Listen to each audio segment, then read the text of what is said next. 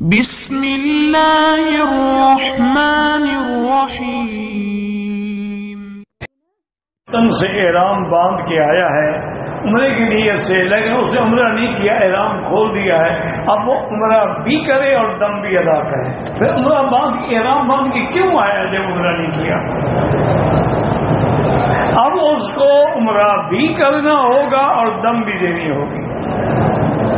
ایک دن میں اگر 2 عمرے بھی کر سکتے ہیں نفلی عبادتیں جتنا ہمت ہو، لیکن افضل یہی ہوتا ہے کہ 2-4 دن کے بعد کرے آدمی، تاکہ بال وغیرہ کچھ نکل آئے۔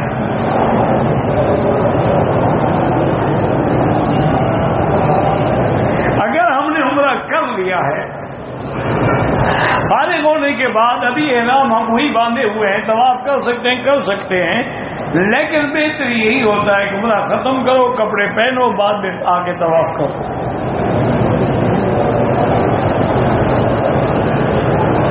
اگر کوئی شرعی وجہ نہ ہو تو نیچے والے طواف کرنے میں کیا حرج ہے؟ میرا بھائی نیچے کام ہو رہا ہے، اتنا رش ہو جائے گا کہ وہ کام نہیں کر سکیں گے، ورنہ ساری زندگی نیچے نہیں ہوتا۔ ابھی بھی انشاءاللہ رمضان سے پہلے کام ختم ہو جائے گا۔ اپنے ہوٹل میں فرض نماز ادا ہو جاتی ہے، یہ ہوٹل والی نماز ہوگی، اللہ کو تو مسجد والی نماز چاہیے۔ اگر ہوٹل کے قریب مسجد ہے وہاں جا کے پڑھو، یہ کیا کون سی نماز ہے؟ عمرے پہ آئے ہو نمازیں ہوٹل میں پڑھ رہے ہو۔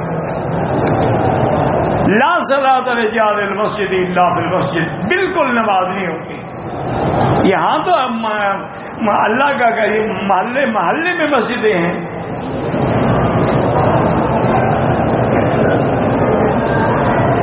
طائف سے عمرہ کرنے کا زیادہ ثواب ہے تو طائف سے ہوتا ہے، میقات ہے، میقات کے عمرے کا زیادہ ثواب ہے، ورنہ عام عمرے سے طواف کا ثواب زیادہ ہے۔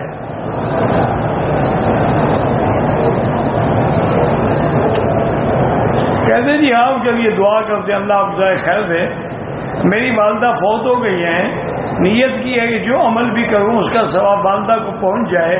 بالکل یہ ٹھیک ہے کہ اس کا معنی یہ نہیں کہ اپنا عمل ہی نہ کرو، ان کے لیے بھی کرتے رہو، اپنے لیے بھی کرتے رہو۔ یہ تو نہیں کہ ہر عمل یعنی فرض نماز کا ثواب بھی ان کو ہو جائے گا۔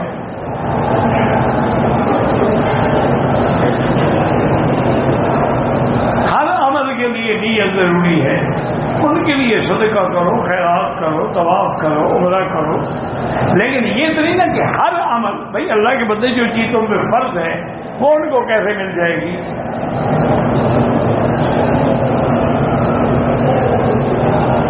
کسی دوسرے کی طرف سے عمرہ کر رہا ہوں، نیت یہی ہوگی اللہ یہ عمرہ فلاں کی طرف سے، باقی عمرہ وہی ہے جیسے اپنا کرتے ہو۔ تو یہ سورۃ الکہف جو ہے نا جی، اس کے بڑے برکات اور ثمرات ہیں۔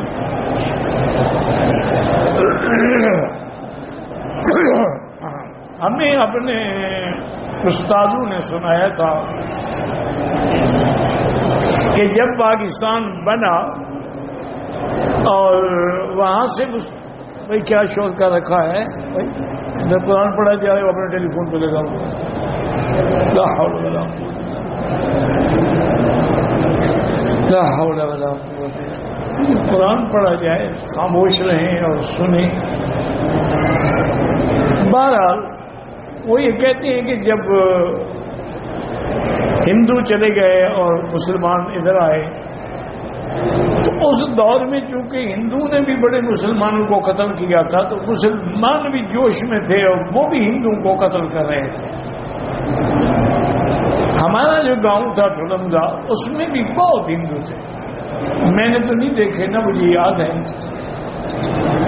پیدا تو میں ہو چکا تھا لیکن شاید اس وقت میری اتنی عمر نہ ہو، مجھے یاد کوئی نہیں ہے۔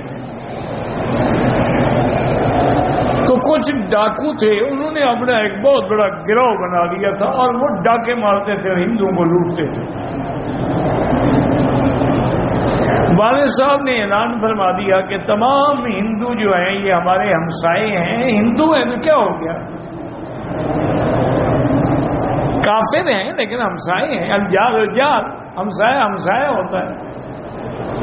آپ نے بتایا بھی تمام عورتیں آپ کی میری حویلی میں جمع ہو جائیں اور اپنا دولت مال پیسہ وہ بھی میری حویلی میں جمع کر دیں. بہت بڑا گھر تھا ماشاءاللہ. اور آپ نے ان کو اعلان بھیجا کہ بھئی ہمارے گاؤں میں کبھی لوٹ مار نہ کرنا، نہ ہندوؤں پہ حملہ کرنا، ہم ان کا دفاع کریں گے.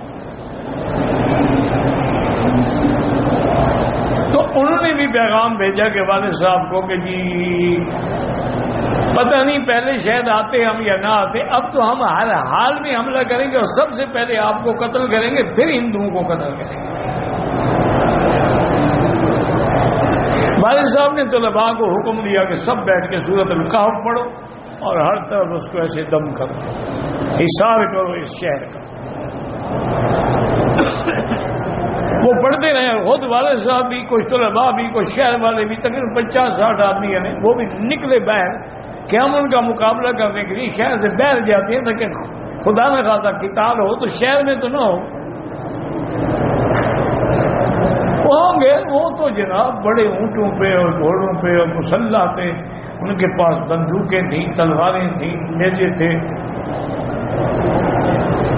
اس نے کئی دفعہ بندوق چلائی، والد صاحب کی طرف سیدھی کر کے لیکن بندوق چلی ہی نہیں.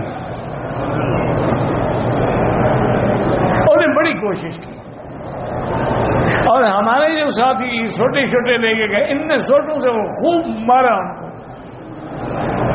اتنی دیر میں اللہ کی شان ملٹری پہنچ گئی. ملٹری بھی چونکہ پیٹرولنگ کرتی تھی، انہوں نے آگے ان سب بڑے بڑے ڈاکوؤں کو گرفتار کیا اور چلے گئے.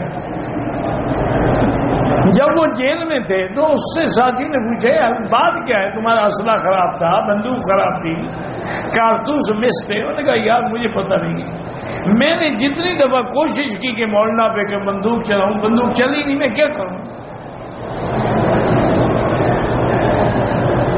پتہ نہیں وہ جیل میں مر گیا کیا ہوا، اللہ عالم. تو سورۃ الکہف کی اتنی برکات ہیں کہ ظاہری جب دجال نہیں حملہ کر سکے گا، چھوٹے دجال کیا کر سکیں گے. اس لیے آدمی ہر حال میں جمعہ کے دن خود بھی پڑھے، بچوں کو بھی پڑھائے، گھر والوں کو بھی پڑھائے کہ جمعہ کے دن ایک سورت پڑھنے میں کتنی دیر لگتی ہے. واللہ اعلم. یہ بھی ہے کہ حضرت البراء ابن عازب رضی اللہ تعالیٰ فرماتے ہیں کہ ایک آدمی اپنے گھر میں سورۃ الکہف پڑھ رہا تھا اور ساتھ ہی اس کی سواری جانور بندھا ہوا تھا. اب جانور نے رسی توڑانے کے لیے اچھلنا کودنا شروع کیا. اس غریب نے جلدی نماز ختم کی تو دیکھا کہ اوپر ایک بادل ہے جو جیسے ڈھانپ رکھا ہے. اس نے آگے یہ واقعہ حضور صلی اللہ علیہ وسلم کو ذکر کیا.